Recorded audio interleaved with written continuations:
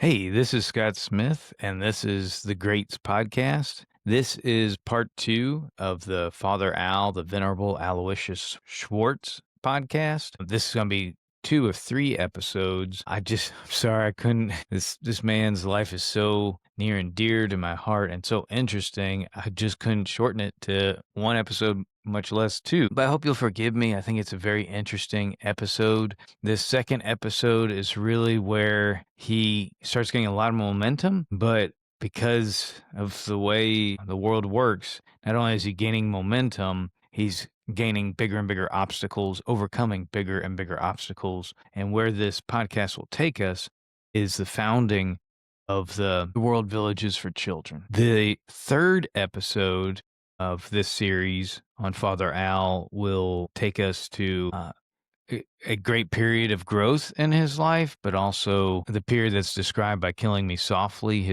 one of his memoirs, one of his autobiographies about his fight with ALS, amyotrophic lateral sclerosis, or Lou Gehrig's disease. So, without further introduction, let's get to it. At the end of the first podcast, he was just ordained. The first episode in this series of the podcast, he was just ordained. He'd offered his priesthood to Our Lady of Banneau in Belgium. And shortly thereafter, this is going to be December 8th, 1957, the Feast of the Immaculate Conception, the Solemnity of the Immaculate Conception. He is going to arrive in Korea. This has been his dream since he was a little boy, and certainly since he heard Father Patrick Byrne talk about his experiences in Japan and elsewhere in Asia. This is the moment that he's been waiting for, to arrive in a mission territory in Asia and just get after it for evangelization for Jesus. This Korea, though, this is 1957. 1953 was the end of the Korean War, policing the Korean conflict, the policing action, however you want to call it.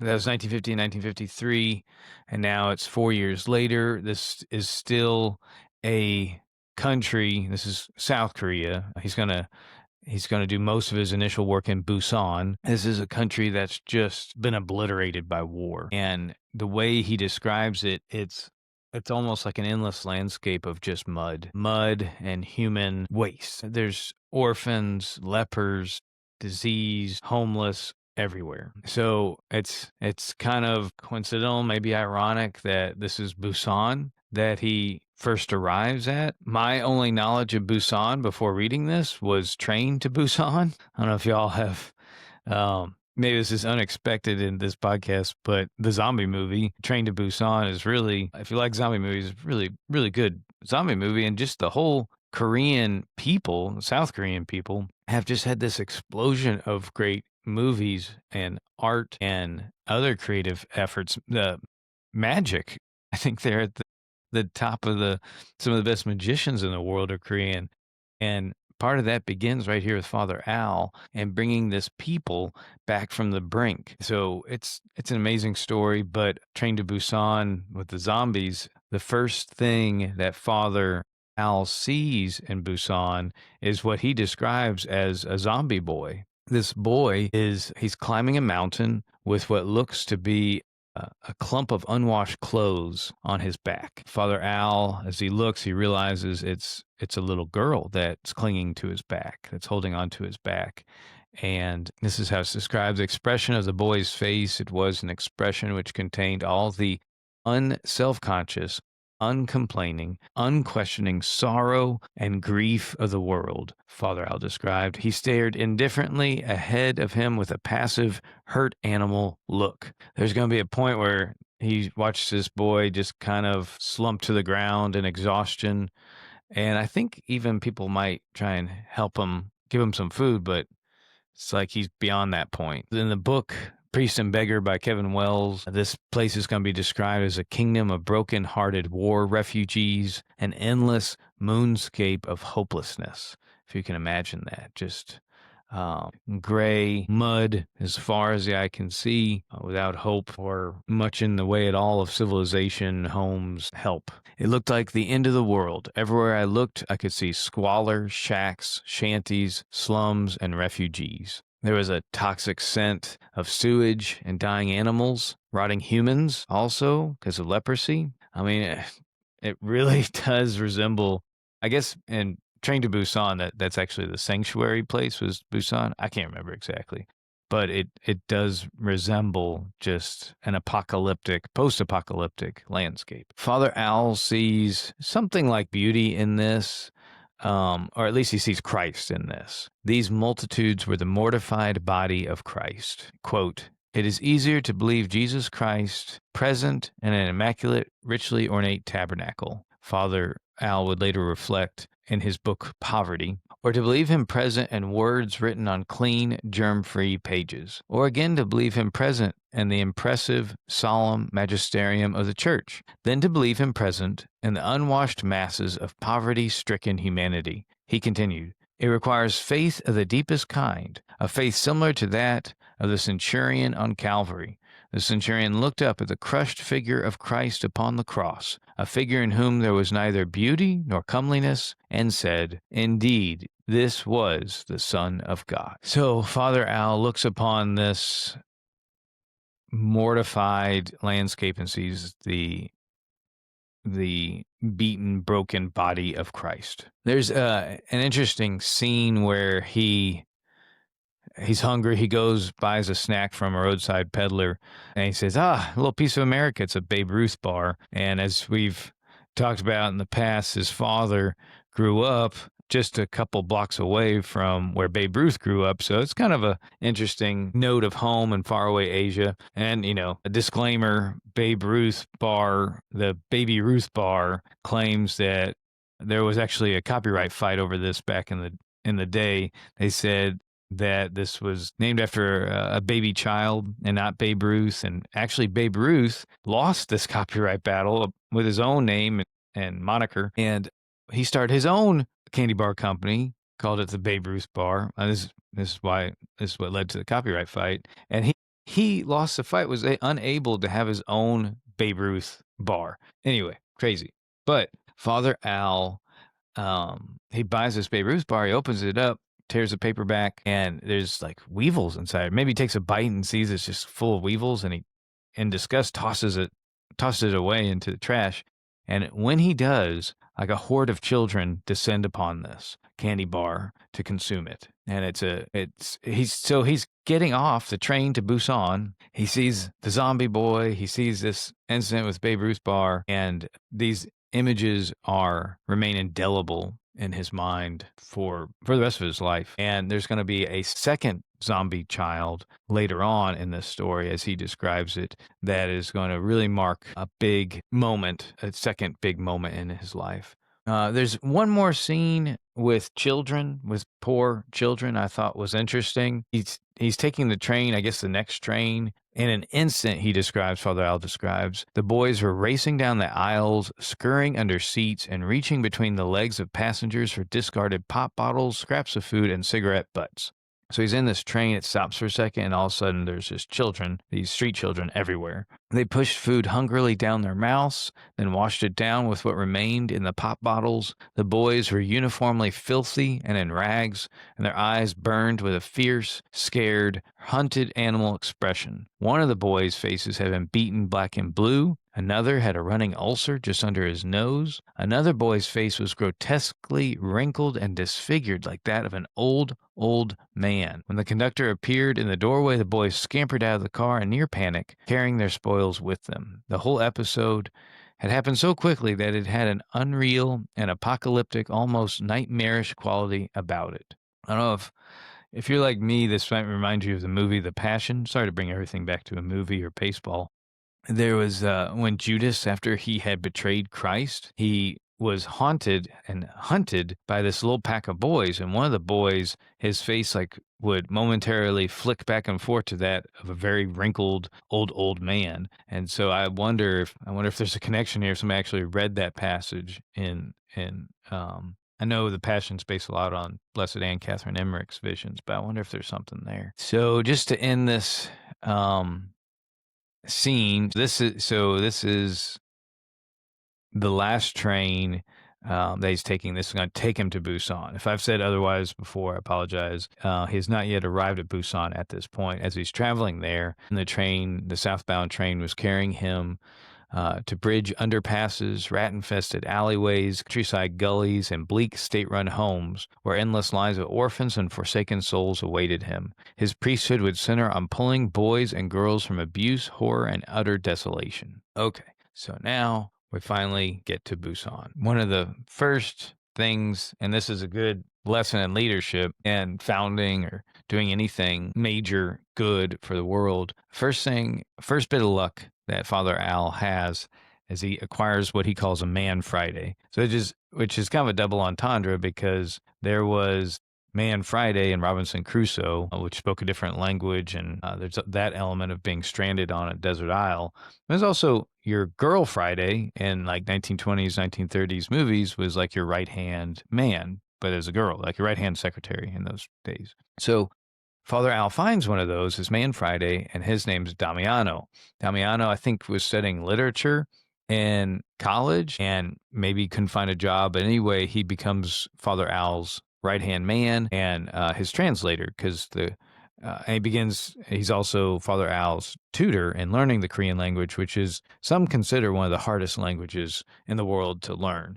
So Father Al loved a good challenge, and these are just the peripheral challenges. This is going to be the second time that Father Al's had to learn another language real fast to accomplish his goals. So with Damiano by his side on the mountain, Busan's a mountainous area, Father Al began pulling back the flaps of tents and occasionally crawling onto the ground to enter the low doorways of shacks. He introduced himself, and this is interesting because remember the renaming of Father Lebay, Thunder in the Distance. He introduced himself as So-jae-jeon, which I apologize for butchering Korean language. So-jae-jeon translates to is rebuilding. As Lebay had changed his name to become one with the Chinese, so did Father Al with the South Koreans. He laughed as some referred to him not as So-jae-jeon, it's a bit of humility, but as Ko-jae-ji, which means big nose. If you see the pictures of Father Al, the podcast cover,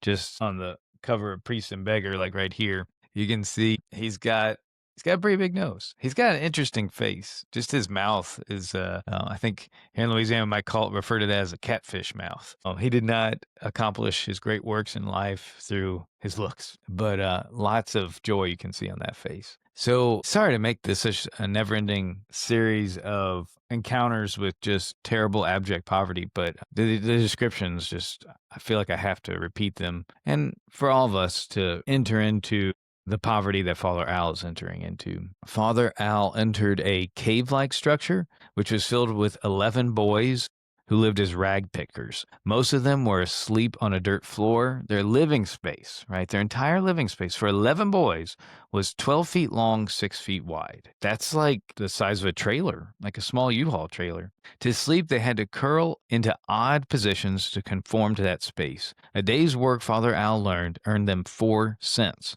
which bought them enough rice to survive that day. Sitting there on the dirt floor, I looked up through the dim light at the circle of faces about me. The faces all indicated that they had not come into contact with soap and water for some time. Father Al reflected. They were forced to lead a hand-to-mouth, dog-eat-dog existence, and it showed. It was visible in the expression on their faces and the look in their eyes. This reminds me of this way that they've crawled up and are in like basically a sepulcher, a tiny little cave.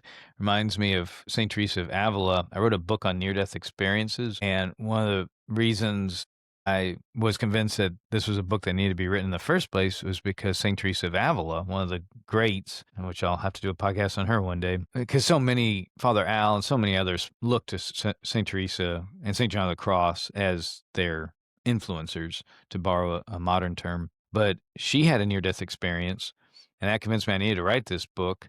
And she didn't just go to hell. She didn't just go to heaven. She also was given an experience of hell or purgatory. Not that they're interchangeable.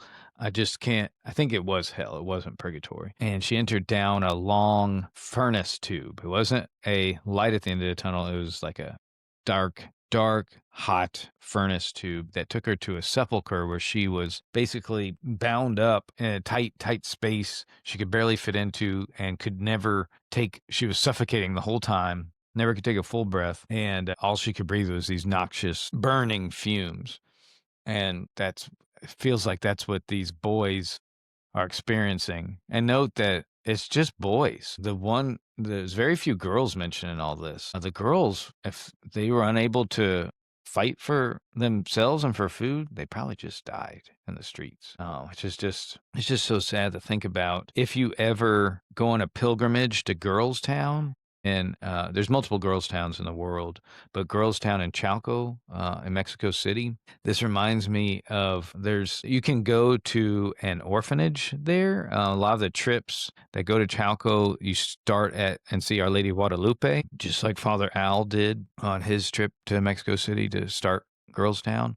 But sometimes you can take a side trip there's this nun who started an orphanage. She heard about this policy in Mexico City, and this wasn't that long ago. This was like 80s and 90s, that if you gave birth to a child and they're severely disabled and you couldn't take care of them, you just put them outside your door at night. So then the child would just disappear overnight. Something terrible would probably have happened to them. The streets of Mexico City, then at least, and probably now as well, there'd be packs of wild dogs that would rove through the city. It's just so sad. But this nun, vocation within a vocation, she heard about this and she's like, well, I know what my life's work's going to be, is finding, collecting, and gathering up all those babies and giving them care and love, just like the mortified body of Christ.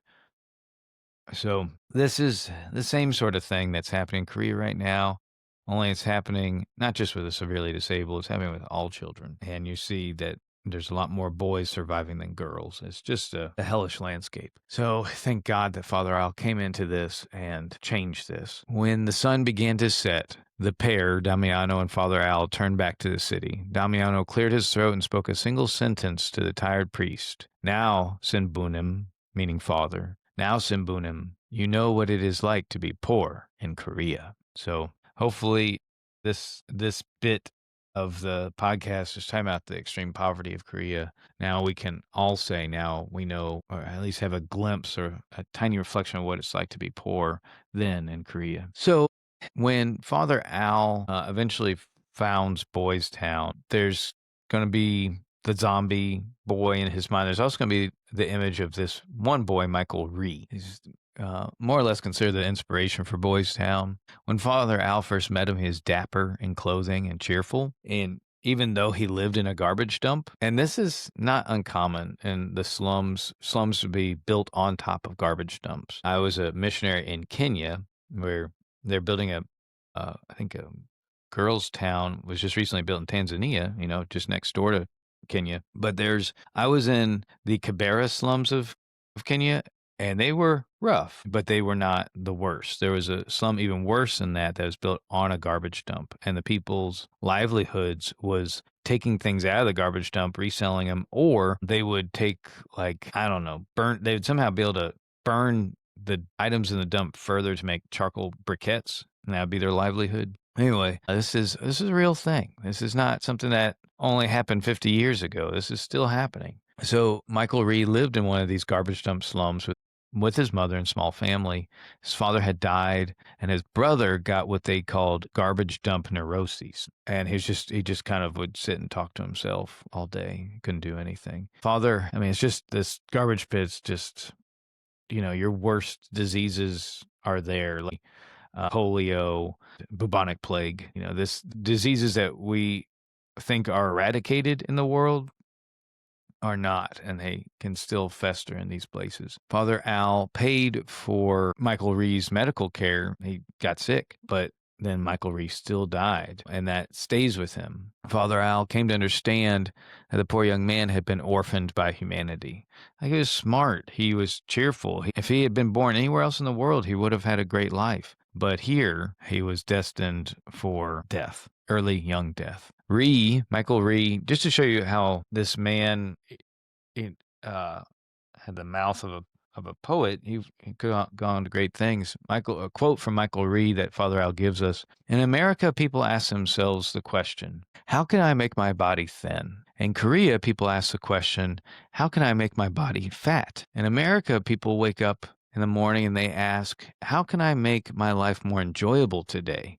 In Korea, people wake up in the morning and ask, how can I stay alive today? So Michael Rhee, he got a TB, tuberculosis diagnosis. He screamed at Father Al, please answer me this. Is God charity or is God cruelty? If God is charity, how can he do this to me? His words, Michael Rhee's words, left Father Al empty, and he had no response. Father Al pleaded with Michael to remain patient and restful and to be cheerful as he was able, but the priest saw only a hollow-eyed man looking back at him. I was wasting my time, Father Al said. He was of the sick, I was of the healthy, and a vast chasm lay between our respective worlds. Michael later showed up at Father Al's doorstep appearing demented. Within a few weeks, Michael had died. Father Al believed that he had just lost his will to live. Quote, Michael tried again and again, at times violently, to break away, to live, breathe, and be happy, as everything in him cried out to do. Father Al would later write of him, but it was too much for him, and finally, broken and exhausted, he gave up and died. Michael, to Father Al, was the face of the starved and the silent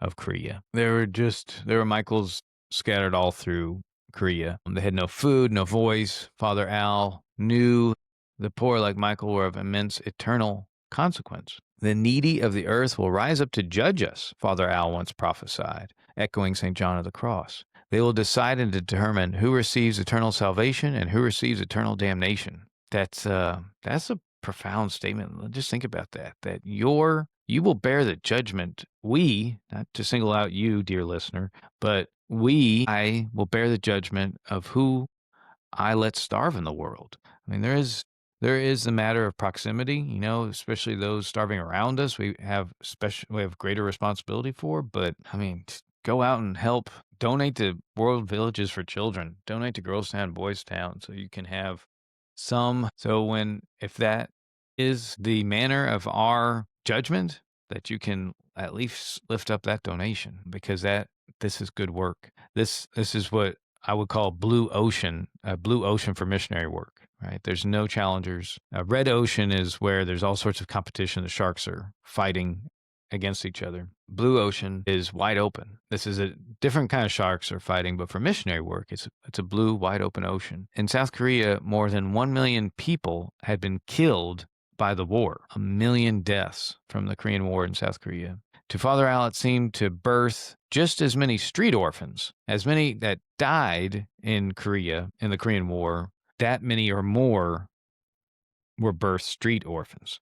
Something had to be done. He saw lonely, parentless children wherever he went, but he also saw an open door. He knew the distressed population was drifting from Buddhism to seek other paths. He knew that they could be drawn to the loving arms of Christ through the Catholic faith.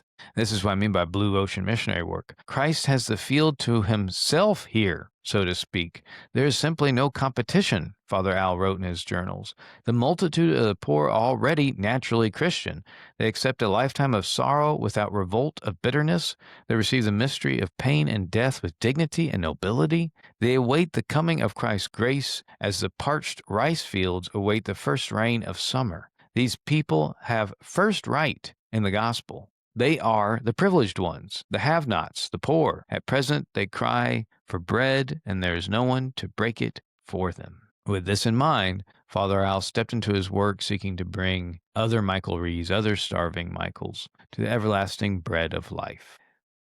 Right as he gets going, right as he hits the mission field that he's always dreamt of, Christ's conversions spread out before him, easy pickings. In a good way. I don't mean that in a bad way. He collapses. He's saying Mass, and he starts wobbling, and then he collapses at Mass. Turns out he has hepatitis A, from being in the slums, eating and drinking food and water in the slums. It's never said, but the only place to take care of him is in the bishop's residence, and he feels like becomes a burden there. He knows he's going to have to return to the United States, and he is, after seeing all this terrible suffering that he knows he could help with, and he knows he's sent there to help with, and now he knows he's gonna have to go back home to recover. It's a very dark moment in Father Al's life, and this is a great mentor. I think he's shining a light on all of us for the dark night of the soul or just setbacks in our lives. This is great spiritual fruit. He writes this letter to Our Lady of Banneux, to his patroness, to his queen. The raw honesty of his plea, it's written in kind of a mix of English, French, and Latin, but it seems all the pieces like that. It seems like it's pieced together from the pure soul of a frightened child. He writes, Vierge des pauvres, to the Virgin of the Poor. For a long time now, I've entrusted to you all that I have and all that I am. You have taken all, and I have nothing. Je suis pauvre, I am poor.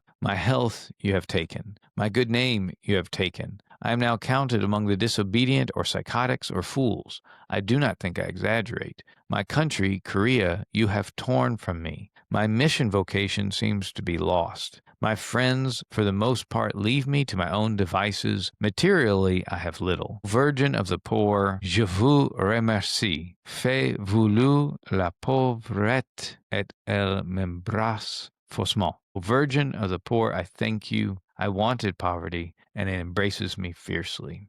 I'll just skip the French. Virgin, no, I give you nothing. You have given me the gift of poverty and suffering, and by these two pearls I am ground into a host. O Mary, I dare not say I have nothing more to give, or what remains, I do not know, will be torn from me as a limb. I renew, too deeply conscious of what I am, my weakness, my imperfection, the words of consecration. All I have and am, oui, Vierge de pauvre.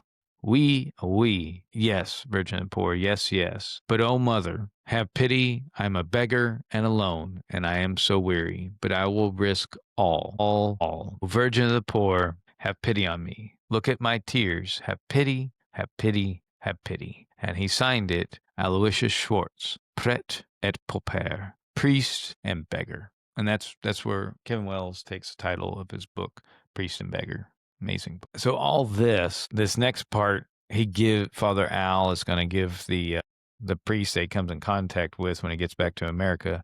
He's going to give him a pseudonym, just because after what we've just been through, everything we've talked about, you're going to see how terribly crass it must have seemed to Father Al. So Father Al encounters a kindly ship captain that he has no money, but the ship captain, an American, allows him to ride back to America on his steamer, or on his ship. And the kindly ship captain asks Father Al, when he gets back to America, I think this is San Francisco, asks Father Al to visit his parish priest. Maybe he wanted some brownie points for what he had done. I don't know. So Monsignor Smith, that's Father Al's pseudonym for this priest. And this, sadly, I mean, you might expect this from anybody, any parish priest just living in America, because we lose track of what it means to live in poverty, to live as those that are poor. So Monsignor Smith threw the door open, and after introductions began to pelt the missionary priest, Father Al, with questions about the state of Korea. After some time, the pastor offered his guest a tour of his brand new rectory. He pointed out its features and highlights with all the subdued effervescence of a soft-sell real estate agent, Father Al later recalled. Central air conditioning, wall-to-wall carpeting, built-in TV for each room, adjustable lounge chairs, indirect lighting, and wood paneling throughout. The riches of the priest seemed perverse to Father Al, to put it mildly. At the end of the tour, he opens this great cabinet with this array of bourbons and scotches, and he's like, "What? Pick your poison, Father." Which, I mean, I think that should make all of us feel ashamed of the wealth we experience in America, because any one of us probably could say something like that about his own house. So this is, I think even business owners could enjoy this part of the podcast, how Father Al went about starting a relief organization, one of the largest relief organizations in the world, Korean Relief Incorporated. His fundraising, he went to whole new levels of fundraising. And I think the manner in which he did it is instructive, not just the method, but how he relied on God's help. So, Father Al, just as a side thought, took a few photographs of what he saw in Korea, I think just as he was leaving. That kindly ship captain even teased Father, "What you got in that bag, Father? Opium or gold?" And little did Father Al know that the pictures that were stored in his bag would be worth far more than their weight in gold. Because Father Al talking about this, the conditions in Korea were one thing, those photographs were another. So all this fundraising that's about to take place was almost entirely dependent on these 4, 5, 6 photographs that he took of the Korean apocalypse. When he felt the solo begging tour began to take a bodily toll, Father Al headed back to Washington. So at first he was not that successful. A few days later, he left for an extended retreat at a Trappist monastery buried in Virginia farmland. One night, as he was quietly washing the dinner dishes of his fellow retreatants, a gentleman with indomitable energy named Gratian Meyer approached and offered to help dry and put away the dinnerware. A gregarious sort, Gratian struck up conversation. It's Trappist monastery. It's supposed to probably be a silent retreat. Strikes up a conversation with Father Al about what brought him to the Trappists. As Father Al began to speak, Meyer was held spellbound. When the dishes were put away, the pair sat down and spoke well into the night. In the course of their conversation, Father Al explained what he hoped to accomplish in Korea. Gratian's interest was piqued. He asked Father Al how much he had collected. The sum, I think it was like maybe 27 grand at this point, which would be a kingly ransom in Korea at that point. The sum rang unimpressively to Meyer. The former World War II fighter pilot and owner of a direct mail and marketing company looked the priest in the eye. "Father," he said, "I think I can really help you." And this began, in the words of Casablanca, a beautiful friendship.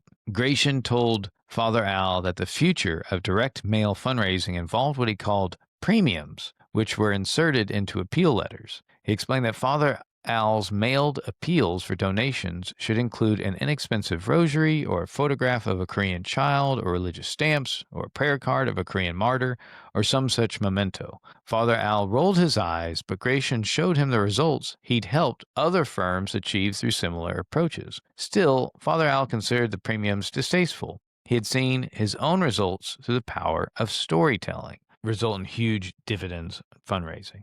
Gratian convinced Father Al to permit him to orchestrate a small trial run. Within a month, a steady stream of donations began to filter in. Gratian extended his mailing list, and Bishop Choi's First National Bank account continued to grow. Bishop Choi is initially a great ally of Father Al in Korea, but it will not end well. Inc. was born. Now this is really interesting. And just on a personal note, when my wife was finishing reading Priest and Beggar for the first or second time, my boy Charlie came up to her and held up a coin he had found in our backyard. So we live, I don't know if you could tell from my background, if you're watching the video, we live on the site of an old plantation home. This is behind me in the video. That oak tree, that live oak tree, is over 350 years old, and God provided this house for us. It's not like we're rich or anything. The old plantation home and garbage collection by garbage truck wasn't something that was around here until decently recently, maybe 40, 50 years. But before that, if you had trash, you just buried it. So various little things and trinkets and, even like silver spoons. Here, I've got this silver spoon right. Yeah, this one. Just popped up in my yard. I don't know if you can see that. And it's got, on the bowl of the spoon, you probably won't be able to see that. I don't know if I can even focus on that. It's, what's it called? The name's engraved. Parthenia, 1894. Maybe that was like a gift on baptism to a child named Parthenia. But little trinkets are always popping up. My kids love playing with metal detectors and things like that. Anyway, Charlie brought to my wife a coin as a St. Christopher medal that he had found in the backyard. And we had thought for a while, it was interesting. Our parish priest's name is Christopher, so that's kind of cool. But we saw that it was some kind of premium that had been sent to Vietnam War veterans or soldiers going or coming to Vietnam uh, for safe travels, a St. Christopher medal for them to wear. And it had the person's initials in it that it was sent to. So a past owner, or at least somebody that come on the property here, must have gotten his mail and threw it away. It's just a St. Christopher medal, a premium found in a fundraising letter. So Father, when Charlie gave this coin to my wife, we looked at it and we saw that not only was it a fundraising premium, but it was exactly one of the ones described in Priest and Beggar. It was marked with the name Bishop Choi. It was exactly one of those premiums that Father Al, his Korean Relief Company, had sent out for fundraising. It's crazy. We're about to talk about Operation Hankey. But I have some of the actual handkerchiefs that were made, which we'll talk about in a second. I also had a bookmark, a Bishop Choi bookmark that was sent out, some kind of relic on it. Maybe it's not relic, but maybe like a St. Christopher medal made into a bookmark or something. And I gave that to Kevin Wells, my friend who wrote Priest and Beggar. I thought that was an interesting touch, even though Bishop Choi and Father Al didn't have a Bishop Choi did Father Al wrong in the end. Anyway, a side note on that. So once this, and one last note on the fundraising. By 1964, a hodgepodge of entertainers, athletes, and celebrities had signed on to become sponsors and supporters of Korean Relief. This is no small list. Bing Crosby, Roger Staubach, Willie Stargell, Ephraim Zimbalist Jr., I don't know who that is, Jonas Salk, the guy who cured polio or developed the vaccine for polio, Phyllis Diller, Harvey Korman, Ed McMahon, Mamie Eisenhower, President Eisenhower's wife with the distinctive bangs, and Mrs. Joseph Kennedy all joined with Father Al among many tens of thousands of donors. The money was just rolling in. So Father Al also regained his health, and so he's able to go back to Korea, and now he's really able. I think it'll later say that he did, and even that letter signed Priest and Beggar, I think he trusted the Blessed Mother, even though it seemed to be the darkest moment in his life that he had to leave Korea. But because he left Korea, he met this Gratian guy, this funny, his name's Gratian, right? The word grazia is in there. Ave Maria Grazia Plena. It's like Mother Mary provided him with exactly the tools he needed to come back to Korea and really make a difference for the poor of Korea. He just had to trust, and I think he did. So back in Korea, 1962, without telling anybody, he gives the keys, even though has millions and millions of dollars now coming into Korea. He gives the keys to his rectory to Damiano. His rectory is a well-constructed cinder block rectory, and he moved into a shack that stood pitifully at the base of a mountain in the rear of the rectory. Although he had not professed a vow of poverty, his priesthood from the very beginning was clothed in it,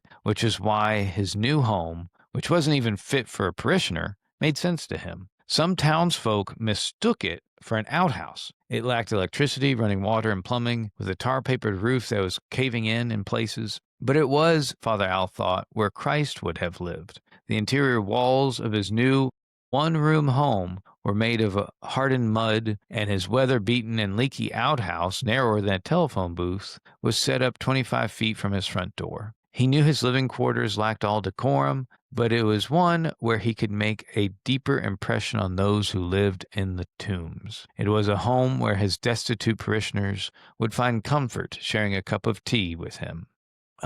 There's some description of Priest and Beggar about the various travails of living like this in a very cold place. Korea is very cold. Well, in hindsight, it makes it we see why he had to learn how to sleep in the frigid cold in Belgium, why that was put in his path in the first place. So to survive, because you can't sleep in a place like that without some kind of heater. I mean, you have to have some kind of heater. The risk of carbon monoxide poisoning in that little shed was very high. He also talks about the rats having disco parties on his roof, and he had like a broom or some kind of long handle that he would hit the roof with to make them quiet for a second, but they just start partying up again moments later. During this time, his sleep was terrible. Never got a good night's sleep. He never complained. He would say, by living poor, I discovered it is much easier to think poor, to feel poor,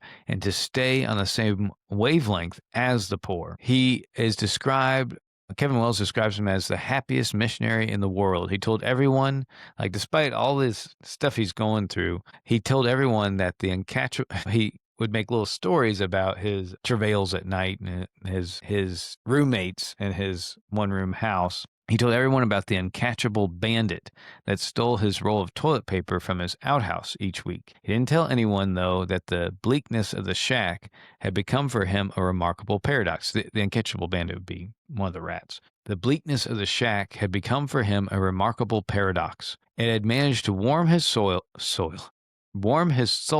and invite him more deeply than ever before into an embrace of the Holy Trinity. He felt that when he prayed the office in the darkness of the shack, he was being suffused into the eternal chorus of suffering saints. It was the Spanish mystic John of the Cross to whom he drew closest. He shared in a letter to his spiritual companion, Sister Gertrude, I find great comfort in John's words, when the soul grasps its nothingness, it is ready for union. It's beautiful. U.S.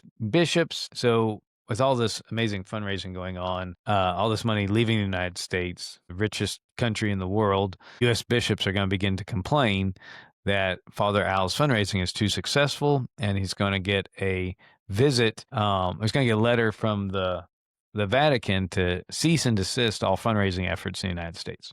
Because, of course, that letter came from Gregorio Cardinal Agagianin, the Vatican's prefect for a congregation of propagation of the faith. So just like before with Bishop Kirchhoff's, where Father Al's about to be kicked out of the Samus and his ordination was going to be indefinitely held up, he appealed to a higher authority in the church. Same thing's going to happen here. Not a higher authority. He's going to personally visit the Cardinal Agagianin. And just like Bishop Kirchhoff's, Father Al's going to lead him, make him turn a complete 180 degrees on his position.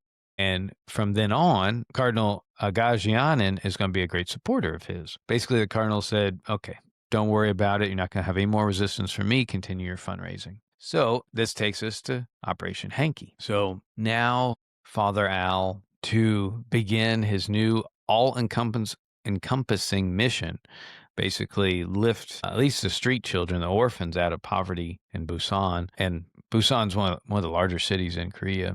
So basically lifting the whole country up. He needed not just hundreds of thousands of dollars, but millions. So it would take more than just getting cheap goods made premiums. He would need to work. This need to be a killing two birds with one stone. So that's what Operation Hankey's about. Instead of like Bishop Choi just paying for medals to be made, Father Al is going to employ thousands and thousands, 2,000 Korean women who were especially tough for them to find jobs, to embroider little handkerchiefs with little traditional scenes of Korean life. And that was what he was going to send out in his fundraising letters. Father Al employed more than 2,000 women to hand-stitch unique Asian designs known as Tonggyangsu on handkerchiefs to be included with his appeal letters. The challenging stitchwork featured whimsical scenes, children on teeter-totters, walking hand-in-hand, playing games.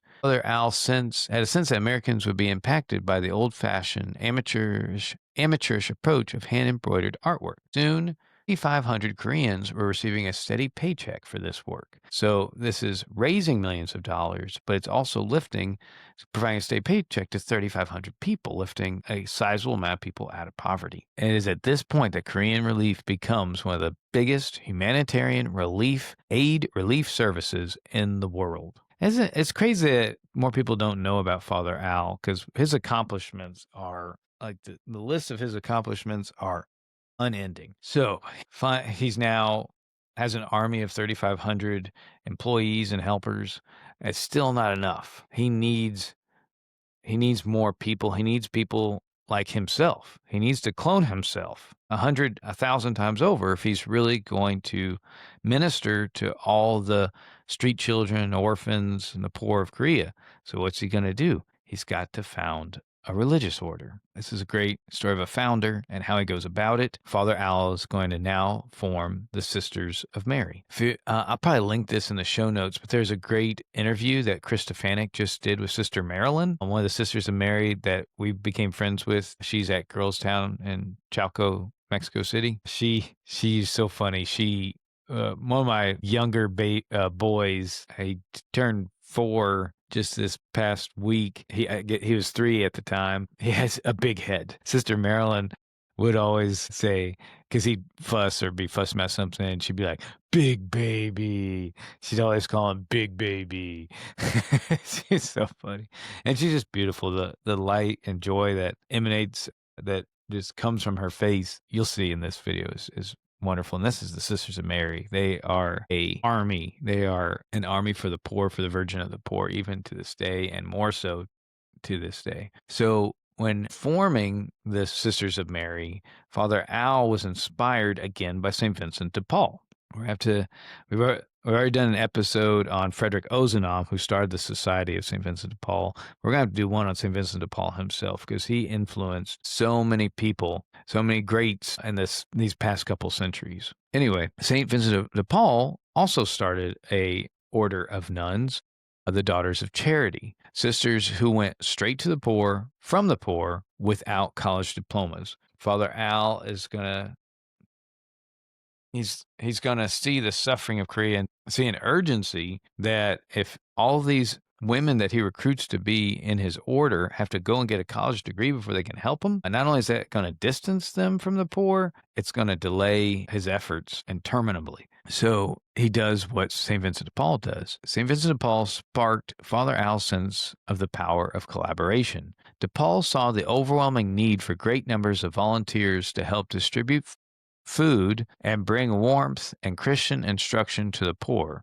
In Louise de Marillac, a bright young widow and mother hoping to give her life to God, he encountered a dynamo who could help him meet the demands of caring for hundreds of thousands of peasants, prisoners, orphans, and infirm. Noting her boundless energy, organizational skills, and devotion to the Catholic faith, Vincent asked Louise to help to begin to educate young humble countrywomen on ways to serve the poor effectively.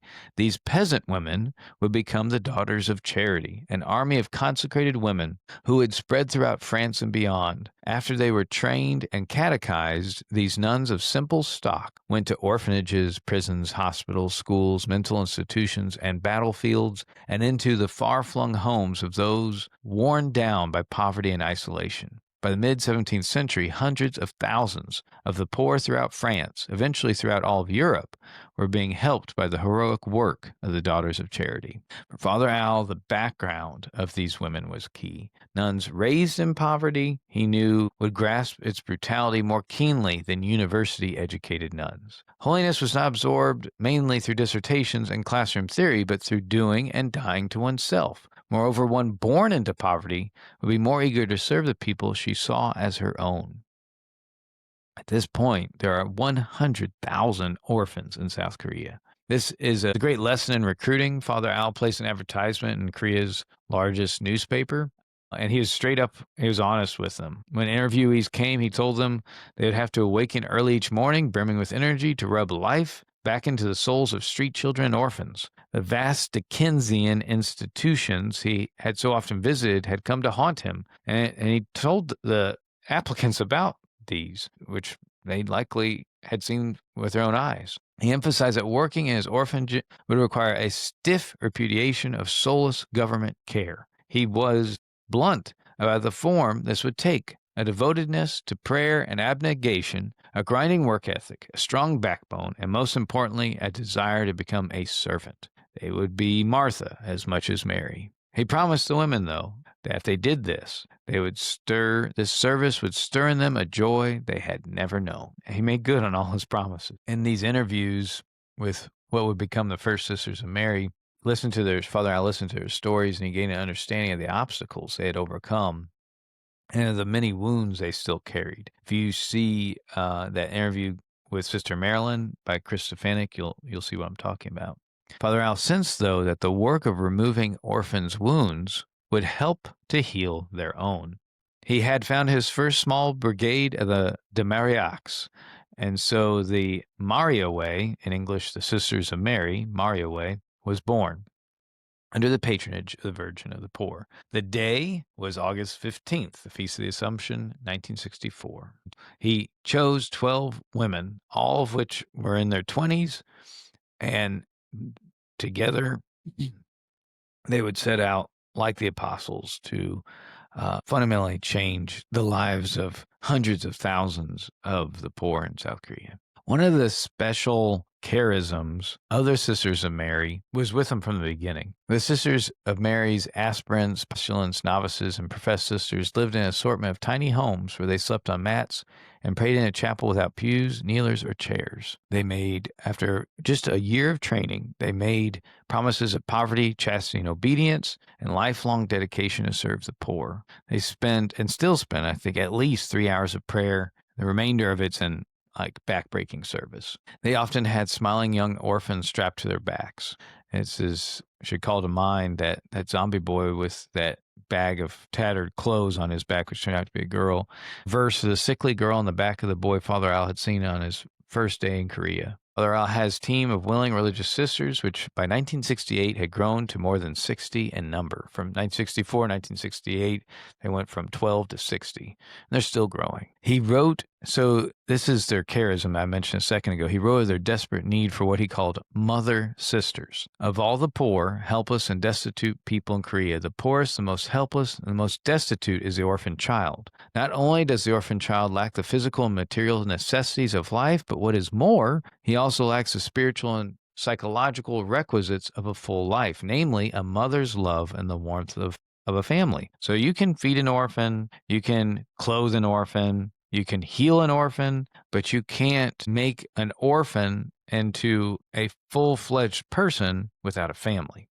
But they're an orphan, they don't have a family, so what do? Father Al comes up with the answer. A sister's vocation is to give a mother's love and attention to the emotionally starved children entrusted to her. In doing so, the warmth and joy of true family life will be generated, and the orphan will have a chance to develop into normal people rather than soul-scarred alumni of institutions. That is critical to the mission of girls' towns and boys' towns. Not all the children that come to World Villages are orphans, but the vast majority are. And even if their parents are still out there, they've basically been orphaned because some of the parents are the ones that have trafficked their own children. That some of the parents are the recipients of the money that the children would receive from being trafficked. So that this sort of thing is still going on in the world is unfathomable. When they finally build their mother house for Sisters of Mary, some people are going to mistake it for a small country jail. But they have standing high, their one embellishment for the mother house was a statue of the Virgin of the Poor. And Father Al, I think, insisted on the landscaping himself, that she would not be surrounded by rose bushes and other decorative landscaping, but by wildflowers and clumps of tall ryegrass. Sisters would often visit this site. So, success begins to come to Busan. One startling photograph exemplifies this dimension of his care in places permeated with death. Father Al is seen in the photo calmly washing the upper leg of a naked man in one of his beggars' homes. He bought Father Al with Korean relief money would buy hospices and beggars' homes and medical clinics where everything was free. Everything was given free. He'd just take over the places that haunted him. He'd buy and turn into places of grace. So in one of these beggars' homes, there's a picture of Father Al washing a man, a leper. The man is clearly in agony. Where his stomach should be, there is a black hole. Two other naked men sit nearby, sullen and severely hunched over. Both appear to be leprous or infected with a skin disease. The accompanying caption mentions that Father Al contracted a skin disease that day. Sisters of Mary with him in those early days say his care for the stomachless man typified his work, where daily they watched their spiritual father kneel to clean, embrace, or pray with the poor and dying. It was this type of indelicate and often revolting form of provision prioritized for his community. So you can see that God raised up two great servants of the poor in the 20th century, Father Al and Mother Teresa. He's so much resembles Mother Teresa, who both formed religious orders that are some of the most powerful forces on earth still to this day for helping the poor. As his orphanages and communities for the poor expanded, Father Al realized they were little by little, by the grace of God and the hard work of the Sisters of Mary, taking on order and harmony. But something else was happening. Large portions of the Korean city on the southern peninsula were undergoing transformation. So because the poor are getting taken care of, Busan is itself resurrecting. Some slum communities were disappearing. Government officials, building contractors, media, clergy of every denomination, and countless ordinary Koreans saw substantial re-engineering of Busan's infrastructure, and most knew that the priests and sisters who walked the streets each day were directly tied to it. They knew it was all being done in the name of the poor. It was a time of great grace in Busan as a war-ravaged city began slowly to ease away from the aftershocks of war. At the same time, the growing Catholic Church in Korea was undergoing a rebirth. And so this is where the first problems with Bishop Choi start appearing. Bishop Choi had actually gone with Father Al on one of his first fundraising trips to the United States. And there's great stories about their friendship, but Bishop Choi just turned against him. Choi, at this point, asks Father Al to tell the Sisters of Mary to teach at his schools, at his Catholic schools in the diocese. And while this might even seem like a simple request, it's schools, they need to be catechized.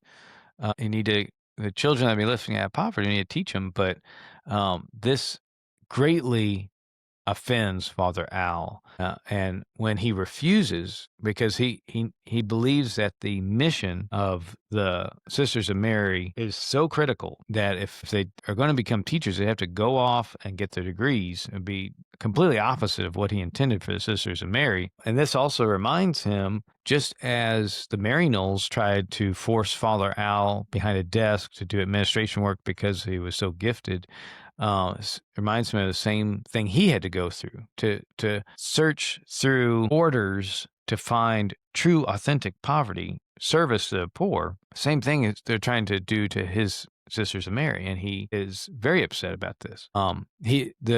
A Vatican document had just come out, Perfecte Caritatis. 5 years after the formation of the Sisters of Mary, Father Al spent a great deal of time studying this document, a decree on the renewal of religious life. He believed it was indispensable, revealing Christ as one who cried out through the voices of the poor.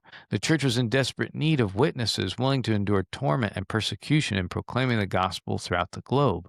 Perfecte Caritatis begged for missionaries to serve as did the first disciples, who traveled with little more than a tunic, a staff, and a zeal to spread the good news of God's love. To Father Al, the document spelled out in clear terms that missionary communities and religious orders should launch out into foreign lands to preach as John the Baptist did and serve as St. Vincent de Paul did, both of whom threw off every comfort. Perfecte Caritatis gave missionaries a mandate to offer themselves as a holocaust to spread the one true Catholic faith. So the relationship between Bishop Choi and Father Al sours, and so Father Al starts reviewing Bishop Choi's disbursements of funds from Korean relief. Father Al had basically been giving 20% of something like that of the funds of Korean relief to Bishop Choi to allow him to spend as he desired, as he thought best. But the understanding was that all funds would go directly to help the poor. This was not, as Father Al found out, what was happening. Bishop Choi had multiple misallocations of money.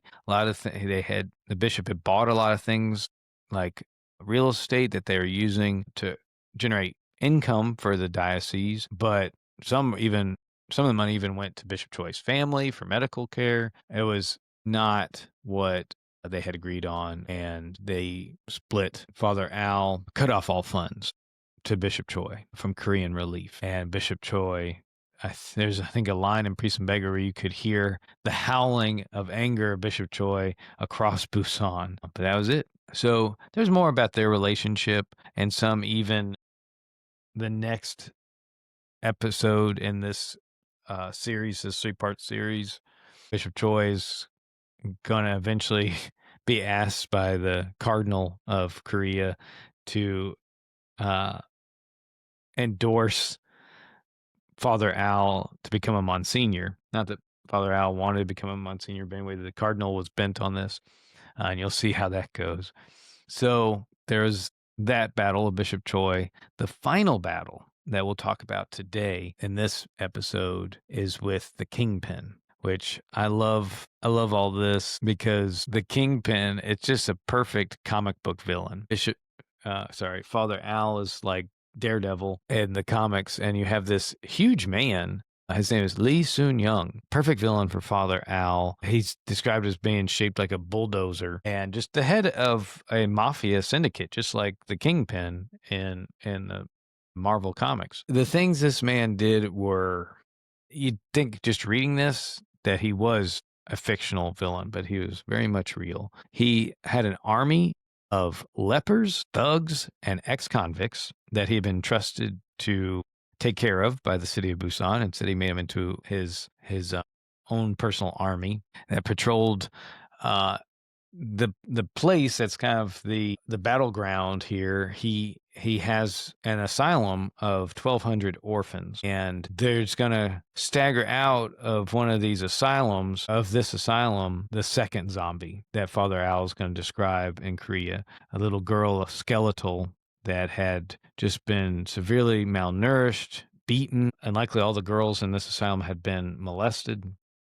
It's just horrible. This is the second zombie that's going to, that Father Al is going to encounter, that's going to change everything. Lee Soon-young, the Kingpin, he was a parasite on the governmental institutions of charity in Korea. Like, he was supposed to be taking care of these orphans, lepers, ex-convicts, but instead, like, all the meat that and most of the food that was shipped by the government to feed the orphans, he'd sell. So they got barely any food, no medical treatment, and they were dying at the rate of 20 to 30 orphans per month. And that combined with the people that Lee Soon-young would just murder or make disappear, every time he killed somebody or somebody died from malnourishment at his place, every time they'd make a grave, they would plant a pine tree on top of it to conceal the grave. And so in the mountain behind this asylum, there rose a great forest of pine trees, hundreds and hundreds of pine trees that they had planted already to conceal all the deaths in this, in the wake of this Kingpin. That asylum is called Jae-sang-won. It's a hospice for 1,200 kids.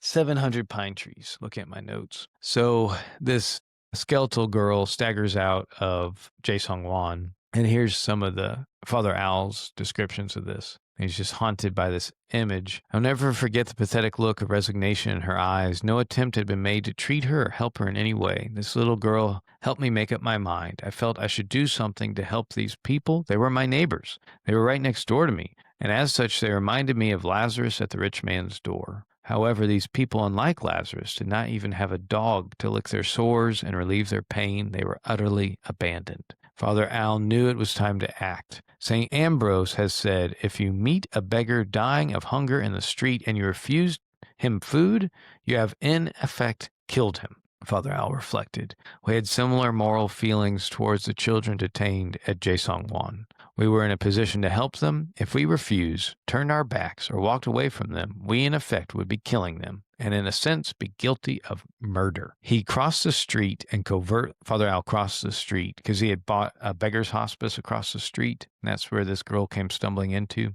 across the street from Jae-sang-won. He crossed the street and covertly investigated. It was a place where street children, beggars, vagrants, and the mentally insane were tortured and left for dead on a routine basis. This is clearly a diabolical place. Father Al described the discovery in his journals. The place was a modern-day Korean version of a concentration camp. Just as during World War II, the Nazis rounded up undesirable citizens and concentrated them into certain defined areas, so these poor people were rounded up from the streets, alleys, railway stations, and under the bridges of Busan and concentrated in this place. It was called Jae-sang-won, a Korean term which roughly translated means new life. However, the people interned there looked more like death warmed over. Father Al continues, Any given time, there are usually about 1,200 inmates at the camp, men, women, and children of all ages and types. There are a number of criminal elements among the people, a number of mentally deranged people, also a number of people who are handicapped or crippled. Many of the inmates, especially the children, showed signs of malnutrition, eye infection, skin disease, and in some cases, incipient tuberculosis. I learned that many of the kids periodically tried to escape. The camp was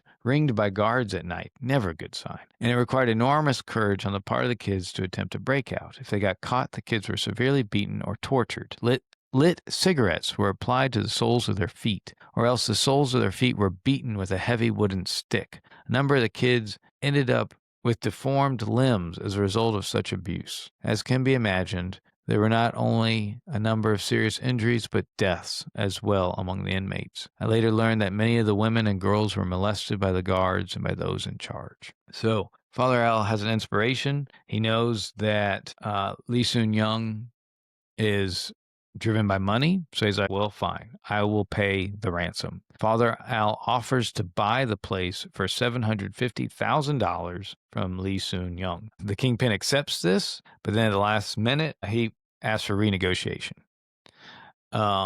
During that renegotiation, Father Al bravely but unwisely, he knew what was probably about to happen. He goes into Jae Sung Won, and there he's beaten and imprisoned until he accepts the new offer, but he never does, and he escapes. He runs out of there. Then Father Al is running. He ran every day of his life, long miles. He's like a long distance runner.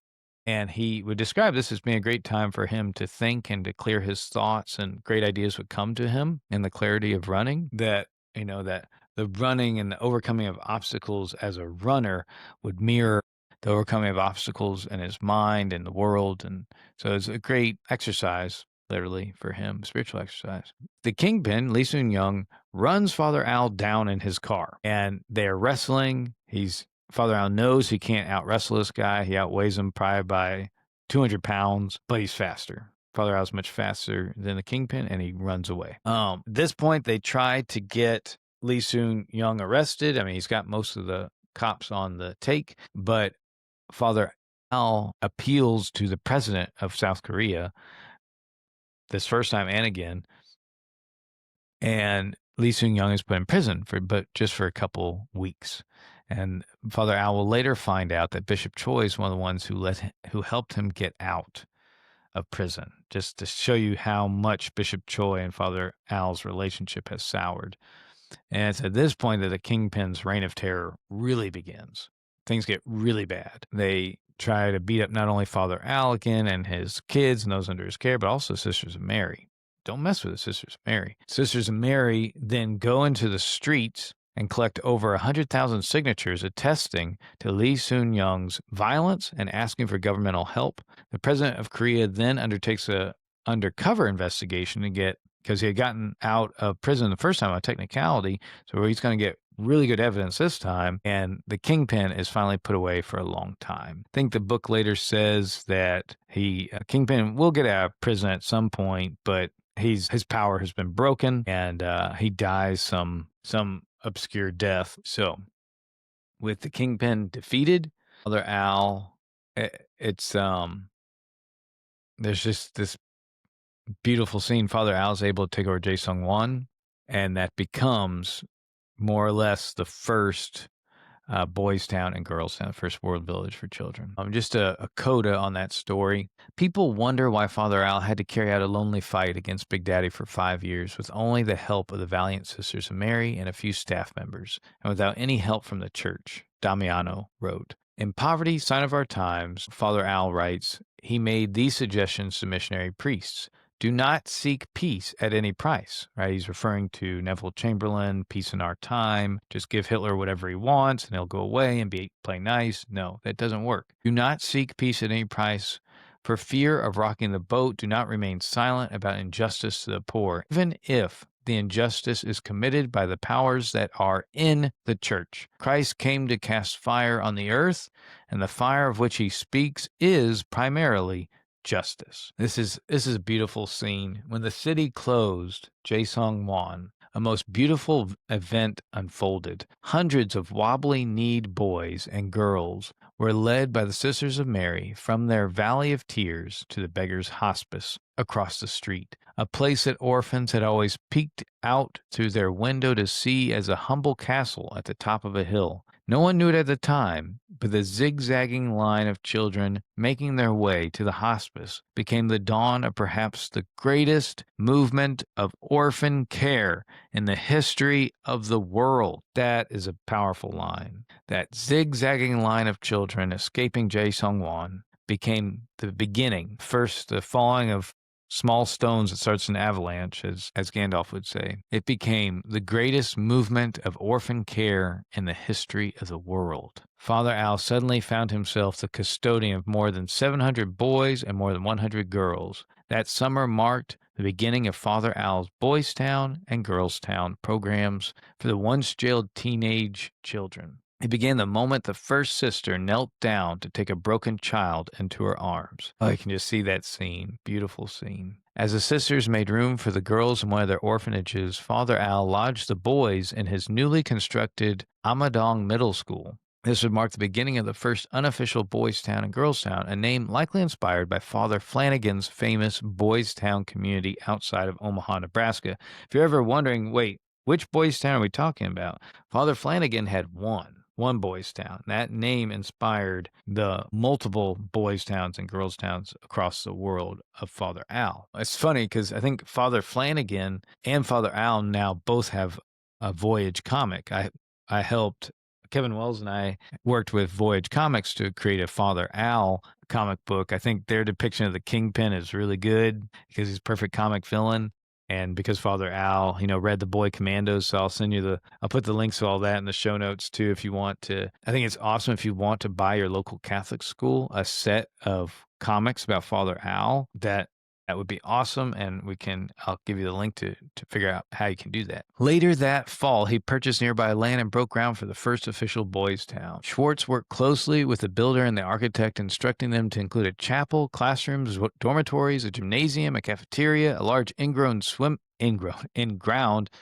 pool, and playing fields. When you visit Girls Town or Boys Town, the fields are just full of kids playing sports, and you can just go and play with them, play basketball with them, expect to be destroyed. They are very good, very accomplished athletes. Like John Bosco, he wanted the boys to be boys. He knew that young men caught up in a journey to wholeness and recovery could more easily come to experience and understand the sacramental energy of the Catholic faith if their body and soul were both engaged. Like in the family unit orphanages, the sisters would act as mothers to these children, not teaching them classes, but guiding them, counseling them, playing sports with them, praying with them, loving them. President Chung-hee of Korea is going to later ask Father Al, this is going to be the next boys' town, to take over the city government-sponsored camp. It's a prison-like facility that housed more than 2,000 orphans. When Father Al visited a few weeks later, he paid witness to what seemed a bleak carbon copy of the old beggar's hospice before the takeover. Children stared at Damiano and Father Al with deadened eyes. They too had seemingly been abandoned by humanity. Father Al accepted the challenge, and within a year, he and the growing order, the Sisters of Mary, had completely turned around this state institution. The president, stunned by what Father Al was able to accomplish, is going to invite Father Al to the Blue House, which is South Korea's version of the White House. As Father Al sat across from the mayor, sole superintendent of schools, and other government officials, Chung-hee asked the priest if he would consider breaking ground for a boys' town in Seoul. That's interesting how, it's Seoul, South Korea. It's not spelled Seoul, but it's like Seoul. Father Al's being asked to take care of the soul of Korea. The next day, Father Al consulted with the Sisters of Mary community and explained the details of the president's request. Each sister agreed that they'd be willing to try. Several began making travel plans. It was time to begin spreading beyond Busan. So from Busan to Seoul. And all this was not easy. Every step of the way, the Korean bishops, despite the backing of the president of South Korea, the Korean bishops wholesale rejection of his mission for the poor was very painful for Father Al to experience. No support, morale, material. He had to work for all these things inch by inch. Father Al would be awarded the Asian equivalent of the Nobel Prize, the Ramon Magsaysay Award, and he was also nominated for the Nobel Prize, but he didn't win. I don't know who could have won instead of him, but at least Mother Teresa received the Nobel Peace Prize. After Korea, he's going to build girls' towns and boys' towns in the Philippines and Manila. Some, like I said, Mexico and the rest of the world. Some last thoughts to conclude this episode. These come from Father Al's letters to his spiritual director, Sister Gertrude. These last 6 or 7 weeks have been unbelievably busy, even hectic. At times, my poor head feels like a volcano ready to explode and spew out 1,000 problems, plans, worries, concerns, and cares. But underneath the volcano flows a river of peace, which keeps my head cool, light, and full of peace. With St. Paul, I like to say, I am the slave of Christ. I ask him to remove from my breast my own freedom, which I thoroughly distrust, and in its place to put his spirit, his will, his heart, his glorious freedom. Can I handle all this? No, not really. But I entrust all these plans and projects to the Virgin of the Poor. It is for the glory of God. He will handle it quite well. The Virgin of the Poor, no matter how much money I use, continues to send me more. I feel that this is an indication that I should continue to expand. So many risks are involved, but I think we should try. Also, this really resounds with me. I felt the same sense of urgency myself, and it's striking because I don't see it in other people. Also, I feel a sense of urgency. We are fighting for immortal souls. The devil does not sit still. He goes about like a roaring lion. I think we must move faster and roar even more loudly if we wish to defeat him. My health is never very good. Nothing comes easy. Every day is a struggle. So, this podcast, it's me trying to roar more loudly to save immortal souls, and I hope you will join me in this. Some last couple lines from Father Al. There's something gnawing at him despite all his energy and enthusiasm. He emptied out his heart in this letter, St. Gertrude. It was dated November 26, 1988. I think maybe 3 or 4 years before his death, which we'll talk about in the next episode. I am not afraid of making decisions and moving ahead, but I distrust myself and my own judgment, and I am deathly afraid of making decisions that are not in accordance with the will of my Father. And I think we can all learn something from what Father Al is about to say. It is such a precious grace to discern, discover, and decide what his eternal, holy, it is such a precious grace to discern, discover, and decide what is his eternal, holy, and fruitful will. This grace is so precious that it is not lightly given. One must be willing to enter the darkness, press his face to the earth, sweat and bleed and agonize. Then, in good time, an angel comes and gives the necessary light. It is so good to doubt self and be always a bit uncertain and searching. It tends to keep one's heart humble and little, right? The little way, St. Therese of Lisieux, who had become his companion through these years. And remember, we talked about the Sisters of Mary. It's required reading for them, her story of a soul. He's going to say something about her. Yes, for many years I have felt that St. Therese is truly a sœur de mon âme, soulmate. I hope that does not sound too pretentious. Her presence in my life is very real, and her influence is felt daily. Lately in prayer I look up and see, and this is, I think, the perfect image pointing to the third part of this series about what he's going to do with his last years. Lately in prayer I look up and see rising before me a lofty mountain, whose peak is lost in the clouds. Jesus is on the peak, and he beckons me to climb. I feel that I am just beginning. The peak is so high, and the mountain seems so fierce and threatening that it frightens me. It speaks of tremendous sacrifice, suffering, pain. But I do want to climb the mountain and reach the peak before I die, because this is what Jesus wants. So I will try. I will try my best. And just months after writing this letter to Sister Gertrude, talking about this peak that he has yet to finish climbing and the suffering that's going to take place, this letter turns prophetic because just months later he's going to wake up with a trembling arm. I think he's going to fall out of bed and in a rectory. It's an interesting scene, and it will result shortly thereafter in a diagnosis of ALS, of Lou Gehrig's disease. So that next book is Killing Me Softly. Next, it's a memoir, autobiography of Father Al, and that will be the book that we use as the basis for that third part. Thank you for joining me for this episode. I think this is just talking about these people's lives and the great writing of Kevin Wells. It's a privilege to be able to share this with you. I hope you can see how inspiring his life is and the continued work of Father Al that continues through his sisters and Mary. I encourage you also to watch that episode of Sister Marilyn with Chris Stefanik. Hope you enjoyed this and look forward to the next one. Thanks.